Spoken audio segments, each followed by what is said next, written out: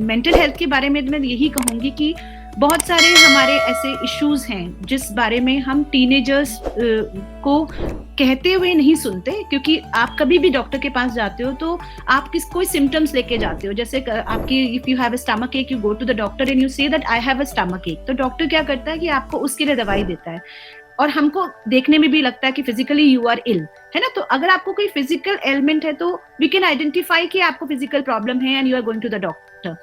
But mental problem के लिए the people look very normal from outside.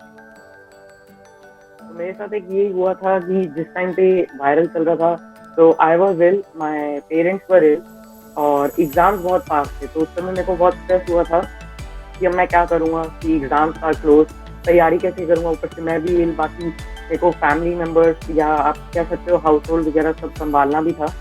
तो उसमें I guess I have encountered an extreme level of stress and क्या उस situation पे हम सिर्फ एक ही चीज़ सोचते हैं कि अब ये क्या कैसे होगा, बट उसमें जब मैंने देखा कि हम ये कैसे सॉल्व कर सकते हैं तो मेरे को पेरेंट्स ने भी यही कहा कि just stay cool, stay positive and मैंने वो चीज़ें करी जो मेरे को पसंद थी, लाइक लिसनिंग म्यूजिक, ताकि हम थोड़ा मतलब वीकेंड से रिकवर हो सके, कि आपने जिस सिचुएशन में हैं वहाँ से बाहर आने के लिए हम वो चीज़ें करें जो हमें पसंद हो। जैसे कि आप अपने पेरेंट्स से ही बात करें ताकि उनका भी जो ध्यान है वो उनकी इलनेस के बजाय हमारे से बात करने के लिए, उनका थोड़ा यू कैन से कि जो मेन उनको जहाँ पर इलनेस आ रही है उनसे थोड़ी देर के लिए उन्हें कुछ खुशी मिल सके कि अपने बेटे से बात हो रही है, या यू कैन से हम आपस में बातचीत कर रहे हैं। तो आई गेस वो हमारी जो सिचुएशन है वो सॉल्व कर सकता है and it will help a lot. क्योंकि एग्जाम्स आ रहे हैं और हमें अभी जिस तरह पेंडेमिक की सिचुएशन है तो हमें नहीं पता कि वो एग्जाम ऑफलाइन होंगे या ऑनलाइन होंगे, क्योंकि अभी ऐसे सीबीएसई की जो गाइडलाइंस है उसके हिसाब से तो अभी ऑफलाइन एग्जाम्स है ना, और वैक्सीनेशन भी स्टार्ट हो गया है। तो सबसे पहले टीनेजर्स के लिए मेरा एक ही मतलब इम्पॉर्टेंट मैसेज है कि गेट योरसेल्फ वैक्सीनेटेड, क्योंकि अगर आपके ऑफलाइन एग्जाम्स हुए तो आपकी वैक्सीनेशन होना जरूरी है, जिससे कि आप बीमारी से बहुत हद तक इम्यून हो सकते हैं, है ना। अगर आपको, मैं ये नहीं कह रही कि वैक्सीनेशन होने के बाद आपको कोविड कैच ही नहीं करेगा, आपको कैच कर सकता है, but the severity will be very very less, ठीक है। तो आप सबसे पहले एग्जाम की अगर तैयारी कर रहे हैं तो वैक्सीनेशन जरूर करवाएं अपना।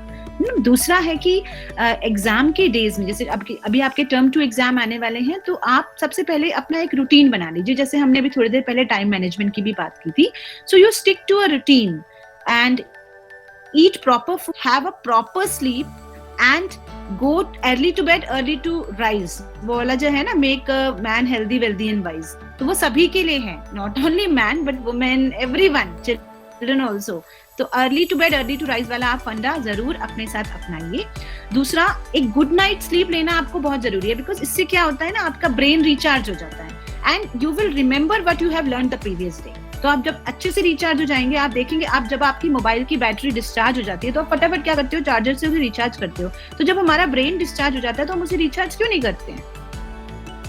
हमको रिचार्ज ब्रेन को भी तो करना चाहिए ना, अपनी बॉडी को भी रिचार्ज करना चाहिए। हम अपनी ना बॉडी के बारे में सोचते हैं ना ब्रेन के बारे में सोचते हैं, बस हम गैजेट्स के बारे में सोचते हैं। फटाफट अपने आईपैड को, फटाफट अपने लैपटॉप को, अपने मोबाइल को रिचार्ज लगाते हैं। तो हमारा ब्रेन, हमारी बॉडी कब रिचार्ज होगी? जब हम अच्छा खाना खाएंगे, हम अच्छी नींद लेंगे, जिससे हमारा ब्रेन और बॉडी दोनों रिचार्ज हो जाते हैं। तो वो आपको रिचार्ज करना है, एग्जाम डेज में नहीं, अभी भी करना है, ताकि एग्जाम डेज के लिए आप प्रिपेयर हो सकें।